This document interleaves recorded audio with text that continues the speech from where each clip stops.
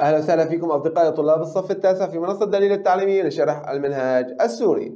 اليوم بدنا نكون مع حل التقويم النهائي لدرس اضطرابات الغدد الصم، الدرس الثاني من قسم الغدد الصم في الوحدة الأولى. إذن دائما مع الاختيار متعدد. اختار إجابة صحيحة لكل من العبارات التالية. الحالة الناتجة عن فرط نشاط الغدة الدرقية.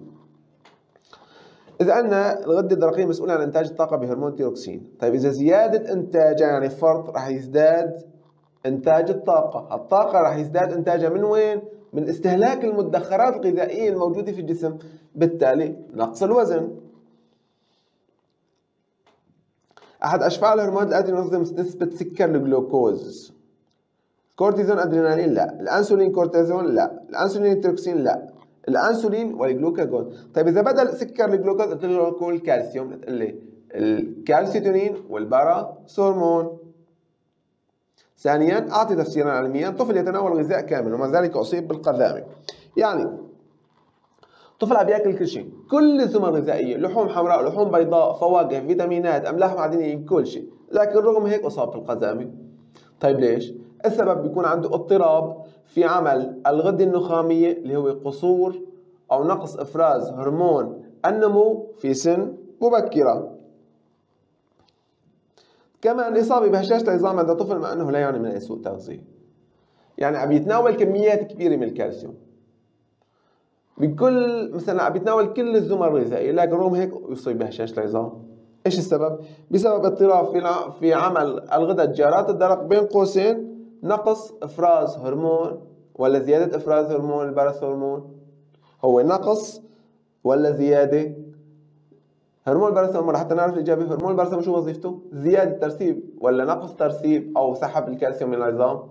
وظيفته سحب الكالسيوم من العظام، بالتالي الاضطراب بيكون زيادة إفراز هرمون الباراثورمون. لحتى نقدر نجاوب على هاي الأسئلة لازم نعرف وظيفة كل هرمون. مثلا هشاشة العظام، بنعرف نحن العظام الصلابة بتجي من الكالسيوم، إلها هرمون عم بيلعب دور بسحب الكالسيوم من العظام اللي هو الباراثورمون، بالتالي اضطراب في عمل الغدد جارات الدرق، فرط نشاط، زيادة إفراز هرمون الباراثورمون. ادرس الشكل الآتي. طبعا أنا عندي هون نسبة السكر بعد ما تناول شخص وجبة غذائية، بنلاحظ إنه كانت نسبته 90 ملي جرام لل 100 ملي لتر، يعني تقريبا 0.9 جرام لكل لتر. هاي النسبة هاي يعني تقريبا هي 0.9 جرام على لتر. بنلاحظ إنه تناول وجبة غذائية ارتفع نسبة السكر بمستويات قياسية ووصلت تقريبا ل 140 ملي جرام، يعني 1.4 جرام لكل لتر. لكن بعد فترة من النقطة B بلش ينخفض، وانخفض بشكل كتير كبير دون 90 ورجع ارتفع لرجع للحد الطبيعي. طبعا والسؤال كيف تفسر انخفاض مستوى السكر من النقطة B إلى النقطة G؟ قلنا مين المسؤول عن خفض نسبة السكر في الدم؟ هرمون الأنسولين، بسبب بالتالي انخفض من B ل G بسبب إفراز هرمون الأنسولين من جذر لانجرهانس. تمام؟ إفراز هرمون الأنسولين شو بيعمل؟ هذا الفائض من السكر بيعمل على سحب الفائض من سكر العنب من الدم وتخزينه في الكبد والعضلات على شكل جليكوجين. تمام؟ إذا بسبب إفراز هرمون الأنسولين من جذر لانجرهانس في البنكرياس أو المعسكري، مما يؤدي لسحب الفائض من سكر الجلوكوز وتخزينه في الكبد والعضلات على شكل جليكوجين.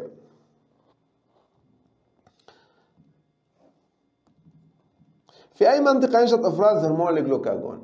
يعني هرمون الجلوكاجون شو وظيفته؟ رفع نسبة سكر الدم من خلال إخراج الجليكوجين المخزن في الكبد وتحويله إلى جلوكوز وإرجاعه للدم. في النقطة اللي بيكون انخفض فيها سكر العنب بيعمل الجلوكاجون في هاي النقطة تحديدا. إذا في النقطة دي ماذا ينتج عن ذلك؟ عودة سكر العنب إلى مستواه الطبيعي، ليش؟ كيف؟ لأن الجلوكاجون بيعمل على تحويل الجلوكوجين المخزن في الكبد إلى سكر الجلوكوز من جديد، بيرجعه للدم، مما يؤدي إلى عودة نسبة سكر الدم إلى الحد الطبيعي. فأي نقطة يعود فيها مستوى سكر الدم إلى الحد الطبيعي بالنقطة د. طبعا لهون بيكون انتهى حل التقويم النهائي لدرس اضطرابات الغدد الصم. طبعا بيكون أنا عندي ورقة عمل بمرض السكري. طبعا مرض السكري له نوعين: سكري من النمط الأول اللي بيصيب الأمراض اليافعين وفئة الشباب، اللي هو مرض مناعي بيقوم فيه جهاز المناعة بمهاجمة خلايا بيتا. اللي ما بيعرف خلايا بيتا موجودة في جزر لانجر، يعني لانجر هانس. هالخلايا اللي اسمها خلايا بيتا بتقوم بإفراز هرمون الأنسولين. جهاز المناعة بكل بساطة بيتعرف على هاي الخلايا على أنها أجسام غريبة، بيقوم بمهاجمتها وإتلافها. لما بيتلفها ما بيعود عندي إفراز لهرمون الأنسولين، بالتالي أصاب بالسكري من النمط الأول. سكري من النمط الثاني بيفرز الجسم انسولين، لكن هذا الجسم ما بيستفيد من الانسولين، لان الانسولين بيكون بصوره غير فعاله. كمان هون بيصاب بمرض السكري. اذا السكري عندي من النمط الاول اللي هو بيصيب الشباب واليافعين. الشباب واليافعين نتيجه اتلاف الجهاز المناعه في جسم هذا الشخص لخلايا بيتا في جزر لانجرهانز، مما يؤدي الى توقف انتاج الانسولين والاصابه بالسكري. السكري من النمط الاخر هو بكل بساطه انه انا عندي جزر لانجرهانز فيها خلايا بتتبع بتفرز لي انسولين، بس هذا الانسولين ما له فعال، ستوك ما له فعال، بالتالي ما راح استفيد منه بخفض نسبه السكر في الدم، بالتالي راح يصاب الشخص بالسكري من النمط الثاني. لهون بيكون انتهينا من درسنا اضطرابات الغدد الصم. انتظرونا لاحقا للمزيد على منصه دليل التعليميه ان شاء الله.